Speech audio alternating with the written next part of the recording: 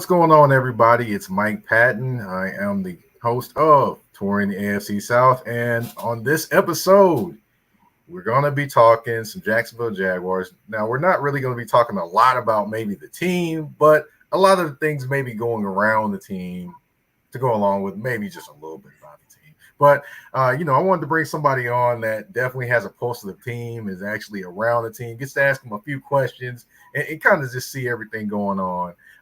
News for Jax, Jamal Saints here. What's going on, man? Nothing much. Appreciate you having me on, Mike. Yes, sir. Yes, sir. Thank you for coming on. We're going to get into Jacksonville, talk about the team, the community, the kind of sort of new stadium talk. But before we do all that, like I do with every episode, it's to get off your chest segment.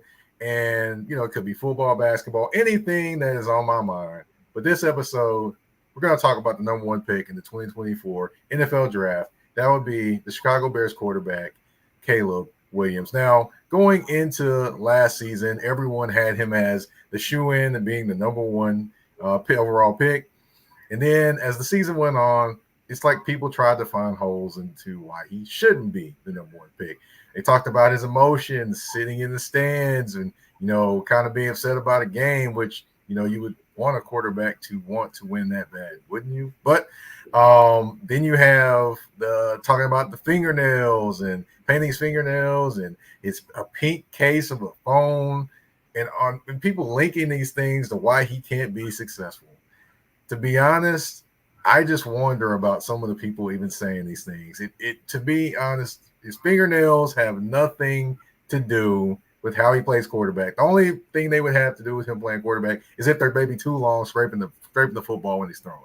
Other than that, the color of his fingernails has no bearings on how he does. His phone case has nothing to do with how he performs on the field. He's not throwing a phone case. He's not calling a wide receiver on the field. Nothing to do with that. And you should want a quarterback to have emotion on the field. So, while you're judging him on what his fingernails look like, where is his hair, what he does with his phone, you might want to look at the things like, can he read a defense? Can he throw the ball but over the linebackers and between and in front of the safety? Can he diagnose a defense? Those are the things that I think people need to worry about more than a phone case and his fingernails. It gets extremely stupid and extremely ignorant conversation.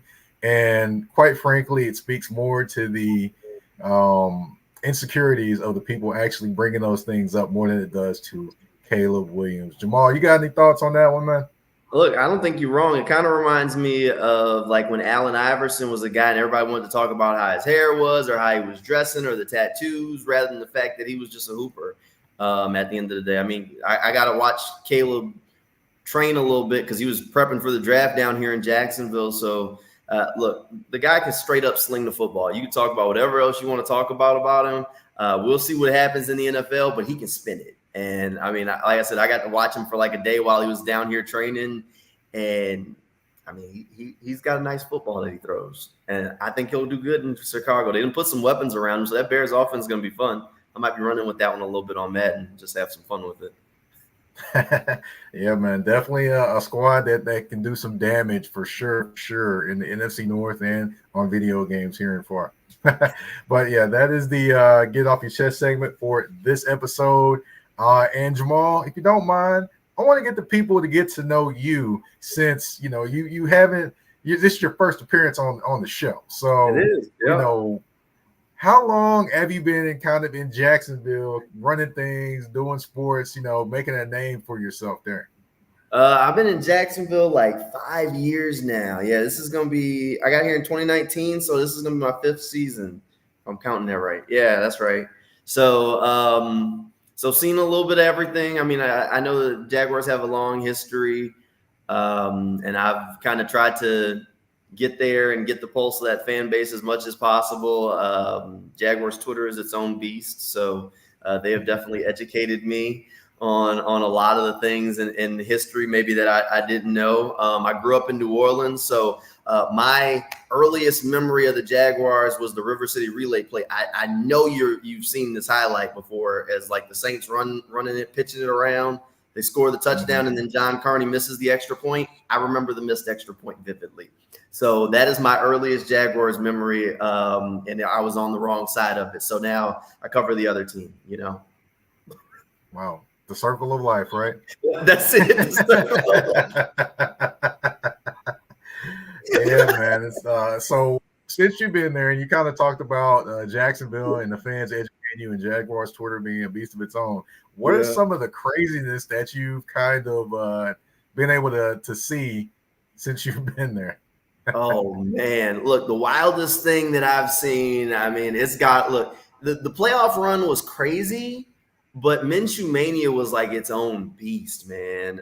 Folks running around with headbands and jorts and like a mustache for this dude. Like, it was insane. I had never seen a backup quarterback get the kind of craze that he had. Like, it was legitimately mania. He had only been starting a couple of games. They had already had socks printed up with the dude's face on it. He came on so Channel 4 News for Jacks, where I work, we at the time had Mark Brunell, and they did the Mark Brunell show. He came on the Mark Brunell show. He's cutting jorts for a fan live on TV. Like, he was like a rock star just from day one. So by far the craziest thing that I'd seen was Minshew Mania, and it's going to be a lot to top that. That was just that was insanity. All right. And for those that aren't aware, can you kind of give everyone kind of a rundown of all the places you've been prior to Jacksonville? Yeah, before I worked in Jacksonville, I was in Chattanooga, Tennessee. I spent about 5 years there. I had a stop before that where I was in Bryan College Station, did some coverage of the Texas A&M Aggies for about a year. And that's so I've kind of bounced around a little bit. Born in New Orleans, finished college at Clark Atlanta University, played a little football there. And then kind of got in this when I realized I was too short and slow to play any higher level. So, it was a way to keep going in football. And they always, I'll say this, I play college football as well. So trust me, I understand when it says when the time has come and it is the end, football will tell you when it is over. 100%. I'm not the biggest guy, and I could effort it, and I spent time in the weight room, but at some point you start to realize that 4.6 ain't getting no faster, and you're gonna have to be a lot faster than that if you're gonna go anywhere else. And I was like, so what can you do? All right, media it is. We can talk about it. There you go. So right, yeah, definitely. Football will definitely humble you, make you feel bigger than you actually are, and it will also tell you, hey, it's time for you to sit down. But we're gonna talk about a few other things like maybe where fans want to sit in the new stadium potentially, or the new stadium in Jacksonville. But first, we're gonna have a commercial break on touring the AFC South with your host Mike Patton. EBO Beard Butter and EBO Beard Wash are two of the best beard grooming products for men worldwide. They help promote growth, keep your beard moisturized and soft, and enhance your overall upkeep of your facial hair. And with the new promo code MPAFC10, you can get 10% off of these products. Just go to www.etsy.com/shop/EBO Beard Butter. Again, that's www.etsy.com/shop/EBO Beard Butter. And again, the promo code MPAFC10. Again, MPAFC10, where you can get 10% off any products except for beard boxes. So treat your beard better today by going to get this the EBO Beard Butter and EBO Beard Wash.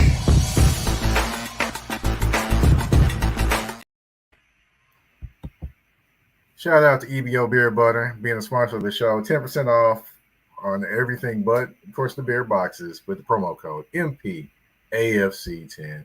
Now we're back to touring the AFC South. I know, Jamal, I know it's something you probably don't or probably won't be using, right? I need to put something in. My beard's never gotten thick enough for that, but maybe the beard butter can help me get it done. Yeah, hey, it's definitely a good product. I'm using it now, and the beard's getting full now. There you go. So yeah, but getting back to the show, of course, got to talk about the buzz around Jacksonville is the stadium. Now it's being proposed as the stadium of the future. And, you know, it was talked about as a new stadium. But when doing a little bit of digging, it isn't quite necessarily a new stadium. They're going to put like 1.4 billion to kind of change the stadium now to a newer stadium, basically. Can you kind of explain what they're trying to do with this different move? Yeah, so basically they're going to tear it down to the studs. So what they've figured out is that the foundation of the current stadium is still solid. And if they're going to rip it down to just the foundation and the concrete pillars and build on top of it. So everything that fans see is going to be brand new. The stadium experience is essentially going to be a new building on top of an older foundation. And essentially they're kind of doing it because if you have to rip up that foundation, put a new foundation, that new concrete, all of that jacks up the price. So instead of being, in this case, like the $1.4 billion deal, it would jump up to probably $2 billion if they tried to start from scratch or at a new location. So kind of the way Jacksonville downtown is, I mean, there's not a whole lot there right now. Like part of this is kind of trying to develop downtown or spur development around downtown. But part of that means that they have like the sports complex is what they call it, where like the Jumbo Shrimp play right there. They have the arena where, the Jacksonville Sharks and different events come right there. And then they also have the stadium. And there's just not a whole lot of different options because the river's like right there too. So if they were going to keep the stadium in that sports complex, you didn't have a whole lot of flexibility on where you'd put it.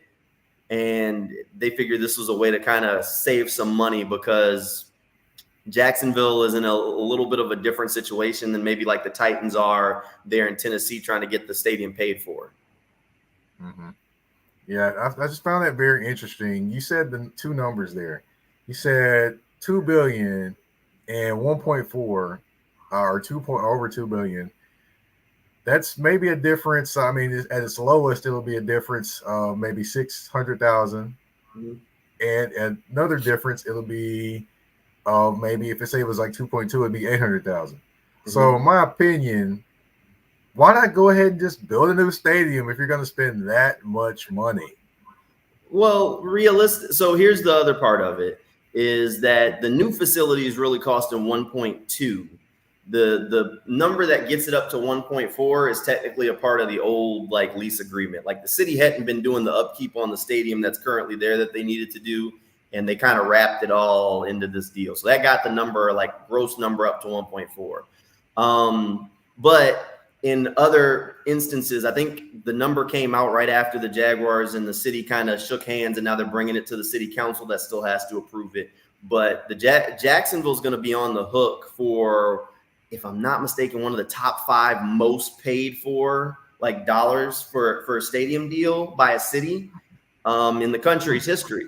And that's because Florida doesn't contribute to stadiums. So like in Tennessee, where the state of Tennessee's kicking money in, and like when the Buffalo's getting their stadium done, the state of New York's kicking money in. Florida doesn't do that. So this deal is entirely financed between the Jaguars and Shad Khan and the city of Jacksonville. So they were kind of trying to keep the price down a little bit for that reason. And even when you look at the nitty gritty of this deal, it's almost a 50-50 split, which like I've asked the Jaguars multiple times, y'all think the NFL going to approve this? And they were like, well, the NFL hasn't approved a deal like it in a while, but they think they will if this one gets to them, just because of some of the natures of the incidents or some of the natures of the specifics of the deal. So we'll see, but I guess it's a little bit of its own kind of different situation. And my suggestion was always build a new building, but I think this one will be very nice when it's done. This is what they've kind of rolled with. They figure that keeping the foundations there rather than having to rip those whole foundations up once they were done works. Now, the hard part about this is, since you're not building a new building and you're renovating essentially the same building completely to scratch, they're gonna have to play outside of Jacksonville for a year. And the year before that, there's going to be a majorly reduced capacity.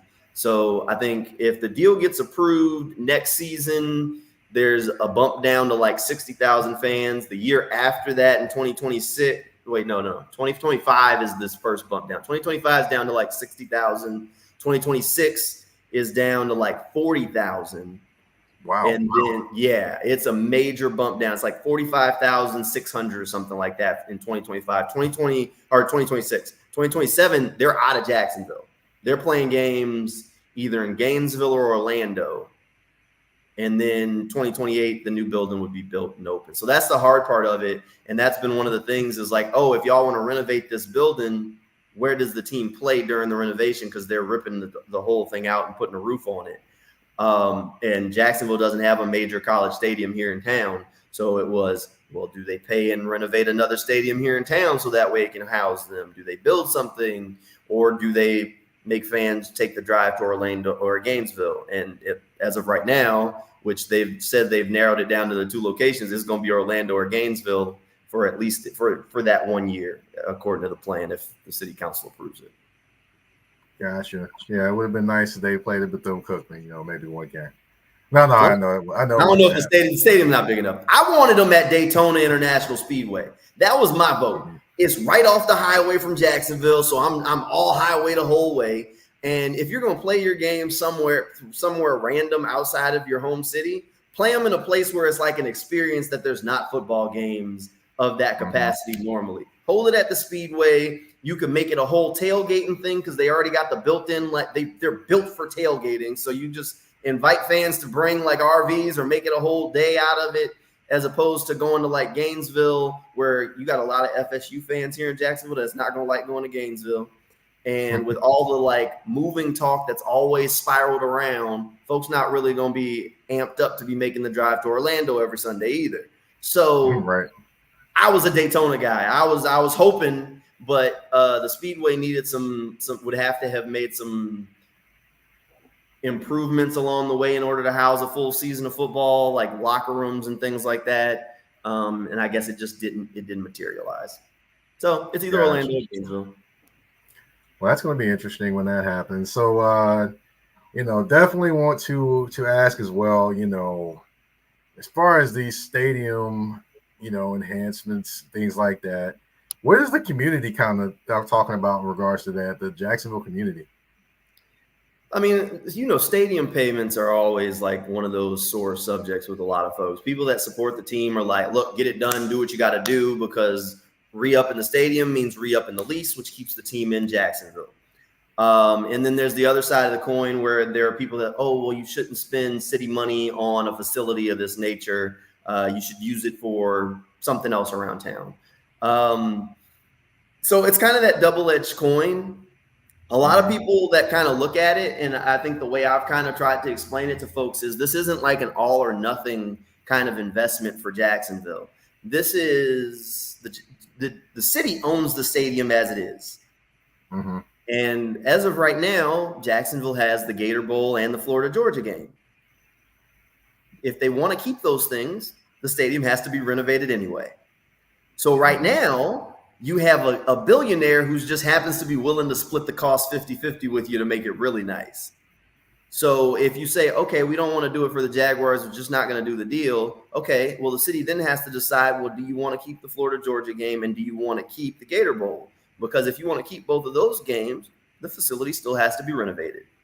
And if you say, all right, as a city, we're just going to get out of sports altogether, you still got to tear down that big old stadium that's in the middle of downtown. And tearing down a stadium of that size ain't free either. So one way or another, some money getting spent.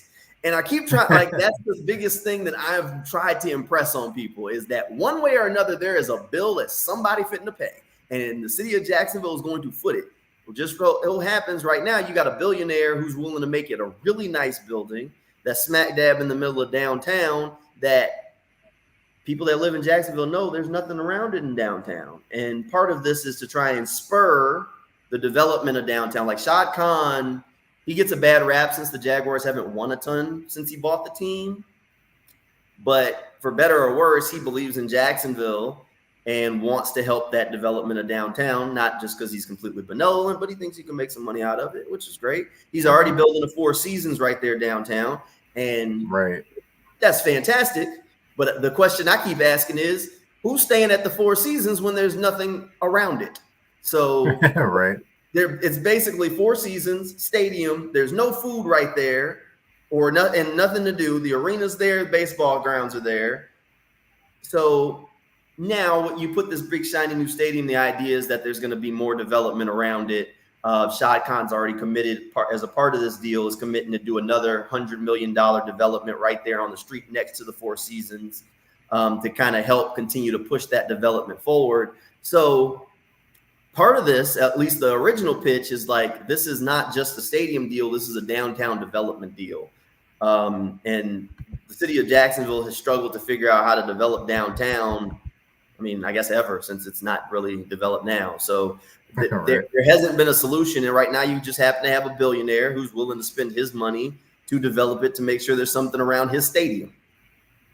Seems like enough said, it seems like it makes sense to me. It's best for the city to do business with this guy because his original proposal was basically, y'all spend $1 billion and I'm gonna spend $1 billion and it'll be $2 billion. $1 billion was for the stadium and he was gonna put $1 billion to build everything around the stadium. So it was like developing downtown on a 50% off coupon. Everybody love a good sale.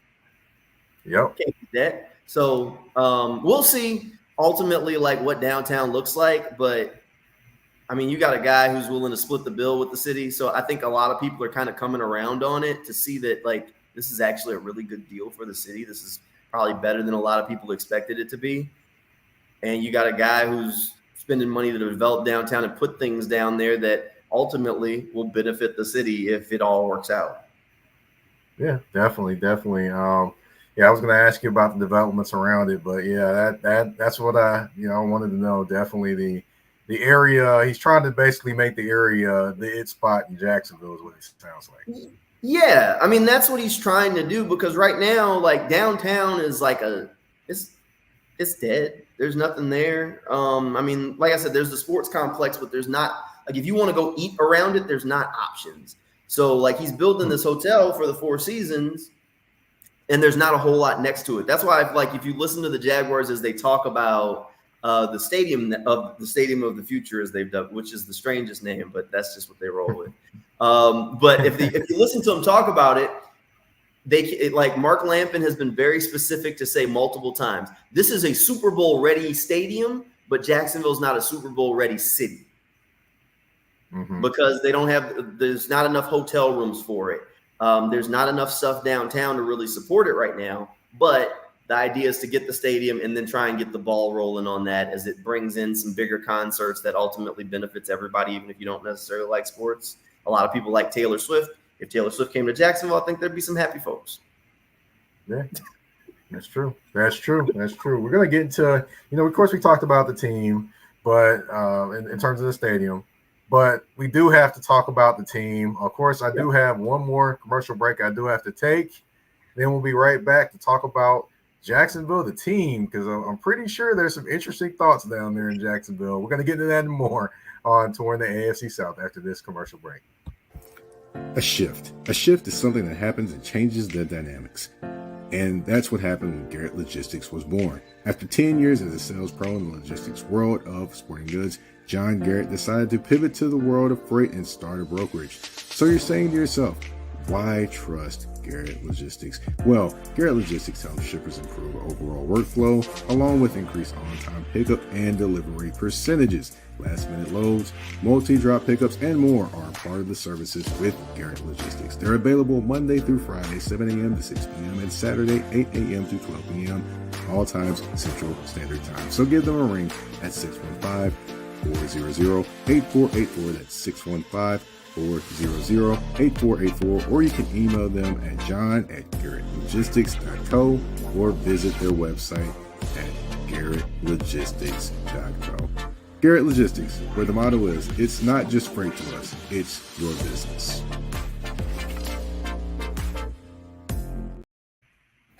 All right, and we are back on Touring the AFC South. And like I mentioned before the commercial break, did want to talk about the team, of course, the team in connection with the community. Of course, been some good seasons, been some bad seasons, kind of yo-yoed back and forth in the last few years. What's the kind of feeling you get from the fans about this team in Jacksonville? Look, I think people were upset with the way last season ended. Like that collapse hurt the team. It hurt a lot of the fan base because there was a lot of hype and excitement around it. So people were kind of down for a little bit, but I think they're kind of, yeah, I always call this time of year like optimism season. Every team thinks they're going to the playoffs. Every rookie's a superstar. Everybody's feeling great about where the roster's at.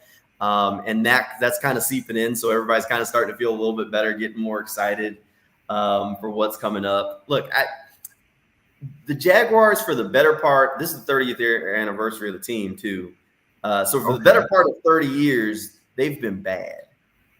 And there's no way around that. But for the last 2 seasons, even if they missed the playoffs last year, they've had back-to-back 9-win seasons. That's something that they hadn't done in a while, and can't really be understated, especially when you talk about a team that had just had back-to-back first overall picks. Like going from back-to-back first overall picks to back-to-back winning seasons is tough to do. That's a tough swing. So Doug Peterson has them rolling in the right direction. Probably still some work that has to be done. Got to have your quarterback healthy throughout the whole season, but I think Doug's doing the right work. He's got them going in the right direction. We'll see what happens ultimately this year, but I think everybody was kind of jumping off board at the end of last season because of the collapse. Like, I can't be hurt again, and now I think all of them are back on board. They're ready for the season. Got you. So, what's kind of the feel just in general down there about Doug Peterson and especially Trent Baalke, because I know there's been some interesting feelings about Mr. Trent Baalke down there in Jacksonville. Trent's not getting Christmas cards from anybody. Look, I think that there's pressure on both of them to do well this season because of some of the things, and like you've got a quarterback who's right now on a rookie deal but probably getting extended. There's pressure to have success when you have that guy and you have those pieces and an owner that's about to spend this much money trying to get a stadium deal done. There's pressure that comes with all of those things. So I think people are kind of okay with them, but depending on how this season goes, the pendulum would swing one way or the other. And who knows? I mean, the pitchforks will be out. The pitchforks are always out for Trent Baalke. Like he's not making anybody's Christmas list. Nobody's sending him birthday cards. Every time something goes wrong, the finger's pointed at Trent, without whether it's right or wrong. That's just kind of the reputation that he has at this point. I think, and he knows that, and he owns it. I think he did one of the Jaguars things a couple years ago where he said he still had one of the clowns on his desk. I don't know if he still does, but at the time he did. So look, he kind of is what he is. I think people still kind of like Doug, but there's definitely some animosity pointing toward Doug because in the middle of last season, there was a lot of finger pointing toward Press Taylor, who's Doug's offensive coordinator. He was with Doug Peterson in Philadelphia, where a lot of Eagles fans pointed the finger at Press Taylor. So people are kind of connecting Doug and Press together, and there's a lot of irritation about how the offense was a year ago. We'll see if ultimately the pieces and moves they've made can kind of make the offense run a little bit smoother this year and fit what they want it to do. But if there are bumps in the road, people are going to be jumping off the Doug Peterson fan bus real quick because they're going to be pointing the finger at Press Taylor again. And Doug has shown that he's loyal to his guy. I'm not saying that Press is necessarily great or wrong, but the offense struggled last year, and some of it was players. It just is what it is. Yeah, definitely. Of course, in the end, the coach is going to get more of the blame, more than likely, than the players. In most instances, I should say. Of course, this year, like you mentioned, a little bit of optimism. And you said it's optimism season. Mm-hmm. With this team, are they kind of just happy to have the team in terms of the fans? Kind of happy to have the team. Are they happy for the new investments, or are they just hoping for more consistency in winning, or is it kind of a combination of all three? I mean, they're always happy that the team's in Jacksonville. Like Shad's made it clear the team's not going anywhere. So all of those like pushes from some of those media sources saying things about the move, he has said every time after time that his goal was to keep the team in Jacksonville. I mean, it was a couple years ago, right before he fired Urban Meyer, he sat down with the media there, and he was talking about building the 4 seasons in Jacksonville, because when he comes to Jacksonville, he wants to stay at a 4 seasons. I memean, he's investing his own money in downtown. So I think fans want a winner. Like, you've got diehard fans that have been there, and they say, all right, we've seen the dark days. We want to see the bright spots again. Because, I mean, unless you've been a lifer and saw the run in the early 90s when they had Fred, Jimmy, and Mark Brunell, you haven't seen a ton of consistency from this Jaguars team where there was much to enjoy. I mean, there were a lot of dark days, a lot of rough times. I mean, shucks, it was a couple, like I said, just a couple years ago, they were picking back-to-back number 1 overall. So, look, people want the team to win. They want the team to win, and if this team isn't in the playoffs, there's going to be a whole lot of clamoring from the fan base for changes, because enough isn't good enough, and just good isn't good enough. They want the same thing that the coaching staff and that the players say they want, and that's to go win a damn chip. So, look, the expectations are there, and if they hand Trevor this contract that it seems like he's going to get soon, all that does is raise the damn bar, because now you're paying the quarterback. So yeah. At some point, you got to start figure out how to win games and beat the Chiefs or beat the Bengals and win these games on these big platforms and get the job done. Fans want to see it. That's what they want. A lot of them are lifers, and they've been through the struggle, so they're on board for it. But they want results. Yeah, definitely. You can't be mad at them there. Just kind of wanted to get the kind of temperament on the team and, how fans are feeling there. But, of course, we've reached the end of the show, but there is a game at the end of the show. It's 5 questions, 2 answers, and 1 choice. Are you ready? I think so. I don't know. You didn't tell me the questions for this one, so I'm flying. Oh, yeah, I definitely don't do that, man. Gotta catch you on the fly, man. Gotta catch you on the fly. All right, what you got? All right. If you had to guess between these 2 players in terms of Jacksonville history, which one would you say is more impactful on the franchise, Jimmy Smith or Fred Taylor? Ooh, that's tough to pick between, but I'd go Freddie T. I'd go Freddie T. I mean, look, both of them, in my opinion, should be Pro Football Hall of Famers. I think Fred's got a realistic chance soon. But when you go back and look at the resume for Jimmy Smith, he's right there in that conversation too, man. Definitely. He should be a Hall of Famer, in my opinion. Yes, I said it. Jimmy Smith for the Hall of Fame. But the next one, Trevor Lawrence, over or under 30 touchdowns next season? Over, under? Give me over. Okay. All right. Give me over. I like the changes they've made. I think BTJ is going to fit in good, and Gabe Davis will work out. Give me over. Yeah, I keep worrying about Gabe's consistency, but we'll see what happens when it comes to Jacksonville. So he is back where he went to college. So hey, he said he was happy to get back. He saw the Florida number pop up on the phone. He knew he needed to answer. That's where he wanted to be back in Florida. Yeah. So I think the offense will be better this year. My only concern is the offensive line's basically a re-rack of last season, because they basically went with the result or the answer of none of their guys were healthy. So, we'll give them another year because nobody was healthy. If the O-line can hold up, I think it's going to be much better. I think they've retooled that offense, the wide receiver room, that in a way that's going to help and make things a little bit more simpler for each guy having kind of a more defined role. I think they value versatility, and I think maybe they were pushing versatility a little too hard at times.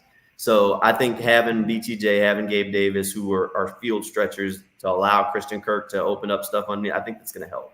So I think Trevor's going to have a big year. All right.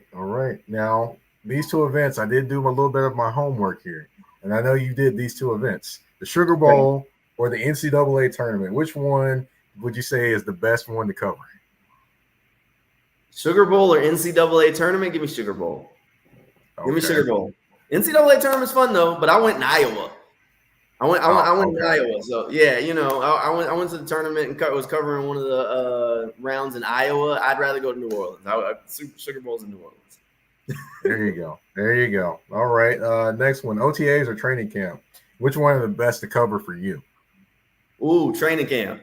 OTAs is like training camp's hot and it's a marathon. but I like it. I've been like a training camp nerd since growing up. I remember like checking Twitter when it was first like an infant thing. Some of the Saints beat writers were tweeting out stuff about like Drew Brees throwing to some no-name receiver, and I'm like, who's this guy? He's gonna be a star. So I've always been like a training camp guy, and OTAs are it's too. There's always guys that get hyped up during OTAs and minicamp because it's not football. It's shorts. It's not going full speed. They're switching lineups around. Every team has some guy that gets blown up. And, he's going to be a superstar, and then he doesn't even make the roster. And it happens every year without fail. This guy's so improved. He looks so great. And then the pads come on and he looks just like he did before. So I'll pass on OTAs. Give me training camp. All right. And this one I got especially for you. I got the ATL rap scene, which is T.I., Disturbing the Peace, Ludacris, Gucci Mane, all them. Yeah. And then I got the New Orleans rap scene. I got No Limit, Cash Money, Lil Wayne, all them. So if you got to pick one rap scene, are you going ATL or are you going New Orleans? That's tough. See, you made that one. That was close to home, man. You're gonna have people disowning me with that kind of answer. I listen to a lot of both. I'm not gonna hold you. I'm a big old Jeezy kind of guy. I like a lot of T.I. stuff and Gucci, but I'd go New Orleans. You give me a 400 Degrees with Juvie or one of them old No Limit. I was a No Limit truther for a long time, but now Wayne and Cash Money have kind of bought me over. So all the old Cash Money classics, it's over with. I still remember BG, man. Bling Bling. Come on now. That's it. He dropping music, and I've been listening to BG new stuff. He doesn't really count for Cash Money, but he's still New Orleans. Yeah, that's true. That's true. You're right. Well, that's 5 questions, 2 answers, and 1 choice. You're off the hot seat, and we have reached the end of the show. Jamal, I want to thank you for coming on. If you can, tell everyone where they can find you on social media and any things you may be working on. Hey, you can follow me over at JSTCYR on Twitter, JSTCYR TV on Twitter. I'm always there, and I'm over on News for Jacks. You can track down most of my stuff over on newsforjacks.com. If you're in Jacksonville, you can tune in. If you're not, you can always stream all our stuff if you're looking for stuff on the Jags because we got you covered all season long. All right. Well, I want to thank you again for coming on. Of course, if you don't know everyone, I'm the host, Mike Patton. You can find me on Twitter or the artist formerly known as Twitter, as I like to do. Paying honor to Prince, one of the greatest artists of all time. The artist formerly known as Prince, kind of matching those up. You can find me on the artist formerly known as Twitter at Mike Patton82. That's MikePatton 82. Of course, you can find me on Instagram and Threads at that's THA, not THE, _general_MP. Touring the AFC South, you can find on all listening platforms, whether it's Spotify, Apple Podcasts, Google Podcasts, iHeartRadio, Amazon Music. You name it, we are there, as well as we are on YouTube if you'd like to see the show. So thank you all again for tuning in. If you would subscribe, go ahead and, like the podcast, share the podcast, do all those different things, rate my podcast.